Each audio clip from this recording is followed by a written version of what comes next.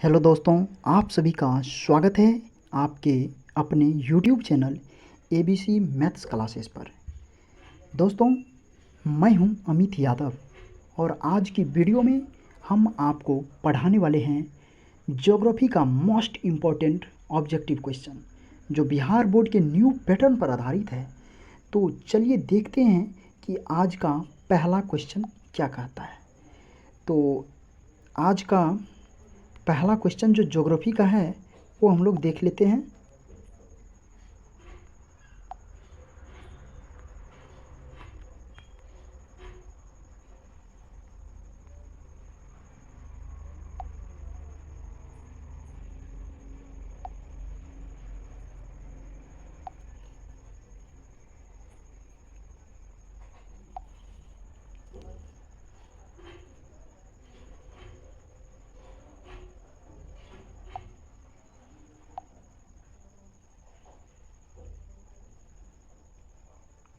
आज का पहला क्वेश्चन आप लोगों के सामने स्क्रीन पर है। तो एक नंबर का जो क्वेश्चन कर रहा है, एक नंबर के क्वेश्चन में दिया हुआ है कि कोयला किस प्रकार का संसाधन है। इसका जो ऑप्शन है दिया हुआ है, ऑप्शन ए अनवीकरणीय संसाधन, ऑप्शन बी नवीकरणीय संसाधन, ऑप्शन सी जैव संसाधन, ऑप्शन डी अजैव संसाधन। तो इसका जो सही आंसर हो जाएगा वह हो जाएगा अनवीकरणीय संसाधन। ऑप्शन नंबर ए इसका सही होगा। जो ऑप्शन नंबर ए में दिया है कि कोयला एक अनवीकरणीय संसाधन होता है। कोयला कैसा संसाधन होता है? कोयला एक अनवीकरणीय संसाधन होता है। फिर 2 नंबर का क्वेश्चन है कि सौर ऊर्जा निम्नलिखित में से कौन सा संसाधन है। क्वेश्चन कहता है कि सौर ऊर्जा निम्नलिखित में से कौन सा संसाधन है। तो इसका जो ऑप्शन दिया गया है मानवकृत, ऑप्शन बी पुनः पूर्ति योग, ऑप्शन सी अजैव, ऑप्शन डी अचक्रीय। तो इसका जो होगा आंसर वह होगा बी पुनः पूर्ति योग। सौर ऊर्जा पुनः पूर्ति योग होता है क्योंकि सौर ऊर्जा सूर्य के प्रकाश में चार्ज होते हैं, ये सतत चलते रहते हैं, अनवरत चलते रहते हैं।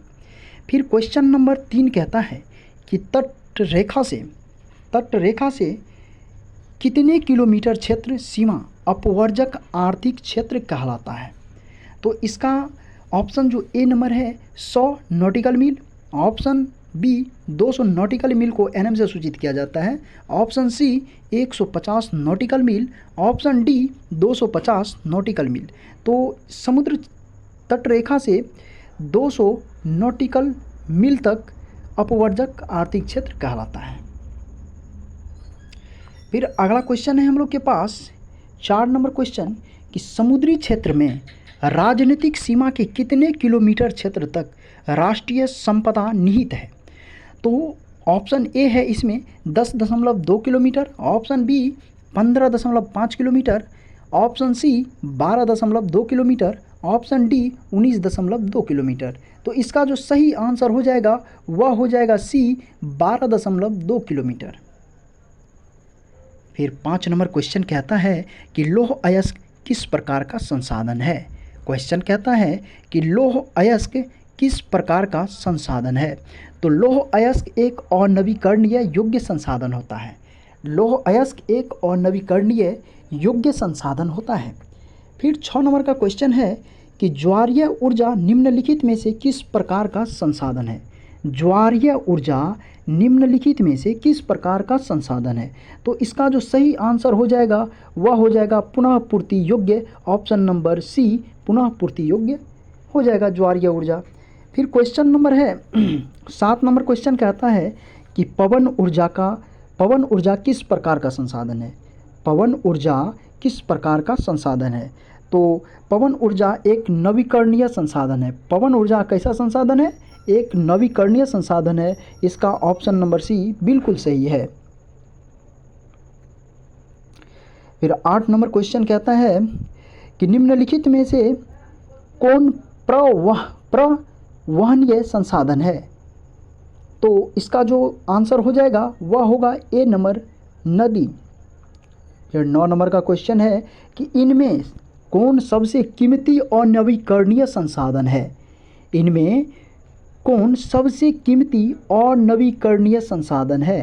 तो इसका ऑप्शन नंबर डी, खनिज जो है एक अनवीकरणीय संसाधन है। खनिज एक अनवीकरणीय संसाधन है। खनिज कैसा संसाधन है?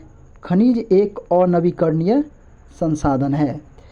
फिर क्वेश्चन नंबर 10 कहता है कि निम्न में किस प्राकृतिक संसाधन का भंडार सीमित है? मतलब ये सीमित है, कभी भी ये ख़त्म हो सकता है।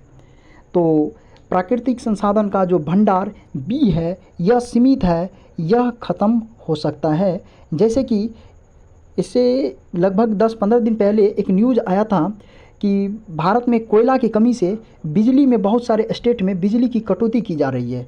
तो बिजली की कटौती कोयला के कारण किया जा रहा था बहुत सारे स्टेट में।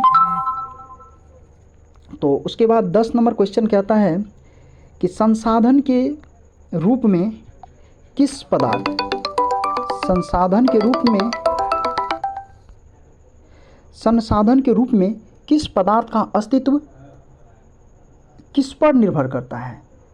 संसाधन के रूप में किसी पदार्थ का अस्तित्व किस पर निर्भर करता है? तो ऑप्शन नंबर सी, उपयोगिता पर। संसाधन का उपयोगिता पर निर्भर करता है, अस्तित्व होता है इसका। फिर 12 नंबर क्वेश्चन कहता है कि संसाधनों के विवेकपूर्ण उपयोग का प्रस्ताव किस वर्ष आया? संसाधनों के विवेकपूर्ण उपयोग का प्रस्ताव किस वर्ष आया था? तो इसका ऑप्शन नंबर सी हो जाएगा 1968। फिर क्वेश्चन नंबर 13 कहता है कि सार्वजनिक स्थान पर बना मंदिर किस प्रकार का संसाधन होता है? सार्वजनिक स्थान पर बना मंदिर किस प्रकार का संसाधन होता है? तो ये जो होता है एक सार्वजनिक स्थान पर बना मंदिर सामुदायिक संसाधन होता है। कैसा संसाधन होता है? सामुदायिक संसाधन होता है, सामुदायिक संसाधन होता है। फिर क्वेश्चन 14 नंबर क्वेश्चन कहता है लिमिट्स टू ग्रोथ नामक पुस्तक किस वर्ष प्रकाशित की गई थी? लिमिट्स टू ग्रोथ नामक पुस्तक किस वर्ष प्रकाशित की गई थी? तो 14 का जो ऑप्शन होगा ए नंबर, 1972 में लिमिट टू ग्रोथ नामक पुस्तक प्रकाशित की गई थी। कब की गई थी? 1972 ईस्वी में की गई थी, एडी में की गई थी। फिर हम लोग का 15 नंबर क्वेश्चन कहता है कि 1992 में रियो डी जेनेरो में कौन सा सम्मेलन हुआ था? 1992 में रियो डी जेनेरो में कौन सा सम्मेलन हुआ था? तो पृथ्वी सम्मेलन हुआ था 1992 में। रियो डी जेनेरो में पृथ्वी सम्मेलन 1992 में हुआ था। फिर क्वेश्चन नंबर 16 कहता है कि राजस्थान में किस संसाधन की कमी है? राजस्थान में रेगिस्तान है, राजस्थान एक रेगिस्तानी स्टेट है, रेगिस्तान वहाँ ज़्यादा है, बालू ज़्यादा है, इसलिए जल ऊर्जा की वहाँ पर कमी है। किसकी कमी है राजस्थान में? जल ऊर्जा की कमी है। फिर 17 नंबर क्वेश्चन कहता है कि संसाधन होते नहीं बनते हैं, संसाधन होते नहीं बनते हैं, किनका कथन है? तो ऑप्शन नंबर बी, ये जिमरेन का कथन है। संसाधन होते नहीं बनते हैं, यह किसका कथन है? यह जिमरेन का कथन है। किसका कथन है? जिमरेन का। जिम्मरमैन या जिमरेन एक ही चीज़ होता है। जिम्मरमैन, कहीं कहीं जिम्मरमैन लिखा रहता है, कहीं कहीं जिमरेन लिखा रहता है। तो फिर क्वेश्चन हम लोग के पास है आईपीसीसी का मुख्यालय निम्नलिखित में से किस नगर में अवस्थित है? तो आईपीसीसी का मुख्यालय जेनेवा में स्थित है, जेनेवा में स्थित है। आईपीसीसी का मुख्यालय जेनेवा में स्थित है। फिर क्वेश्चन हम लोग के पास 19 नंबर है, small is beautiful. Small is beautiful किनकी रचना है? तो ये सुमेसर की रचना है। स्मॉल इज ब्यूटीफुल सुमेसर की रचना है। फिर 20 नंबर का क्वेश्चन कहता है कि क्वेटो सम्मेलन कब हुआ था? क्योटो सम्मेलन कब हुआ था? तो क्योटो सम्मेलन जो हुआ था 1997 ईस्वी में हुआ था। कब हुआ था? 1997 ईस्वी में हुआ था क्योटो सम्मेलन। फिर हम लोग के पास क्वेश्चन है 21 नंबर।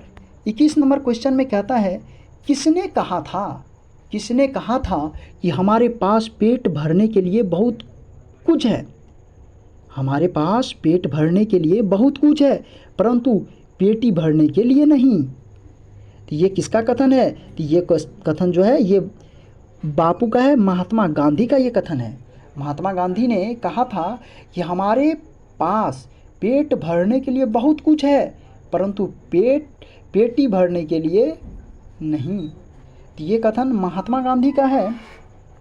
फिर हम लोग के पास है 22 नंबर क्वेश्चन, पर्यावरण संरक्षण हेतु पहला विश्व शिखर सम्मेलन कहाँ हुआ था? पर्यावरण संरक्षण हेतु पहला विश्व शिखर सम्मेलन कहाँ हुआ था?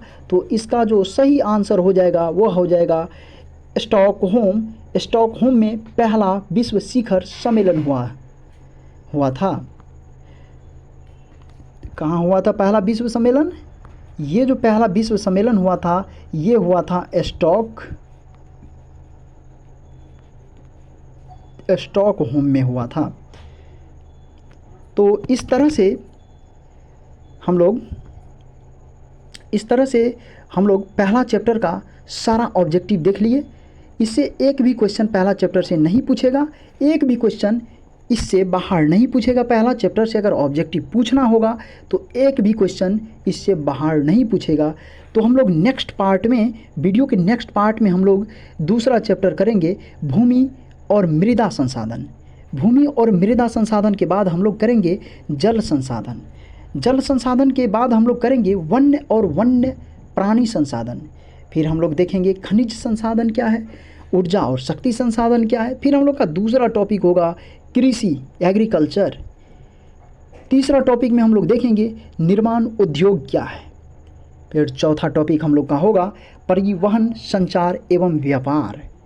पांचवा टॉपिक हम लोग का है बिहार का कृषि एवं वन संसाधन। और छठा टॉपिक हम लोग का है मानचित्र अध्ययन, मैप का हम लोग उसमें कुछ बेसिक मैप का अध्ययन करेंगे। तो इस तरह से हम लोग का ज्योग्राफी कंप्लीट हो जाएगा। और ज्योग्राफी में हम लोग देखेंगे कि एसएसटी में जो पूछता है सबसे ज़्यादा ज्योग्राफी पार्ट से ही क्वेश्चन आते हैं।